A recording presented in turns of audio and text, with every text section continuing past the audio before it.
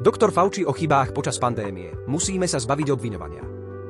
Fauci sa v rozhovore zbavuje zodpovednosti za lockdown. Ukážte mi školu, ktorú som zatvoril. Briti boli vyzvaní, aby opäť nosili tvárové masky, keďže sa v Spojenom kráľovstve rozšíril nový kmeň covidu Arcturus. Nový kmeň covidu-19 Arcturus môže spôsobovať syndróm ružového oka, varuje oddelenie verejného zdravia v Los Angeles. Teraz sa pripravte na psiu chrípku. Zmutovaná forma vtáčej chrípky, ktorá zasahuje psov, sa podľa vedcov plazí smerom k schopnosti infikovať ľudí. Turborakovina, rastúci výskyt rakoviny mozgu, glioblastóma u mladých ľudí. Úrad pre kontrolu potravín a liečiv FDA. Vakcíny nemusia zabrániť infekcii alebo prenosu. Vakcíny nemusia zabrániť infekcii alebo prenosu, aby boli v Spojených štátoch povolené, uviedol najvyšší regulačný orgán krajiny v novom dokumente.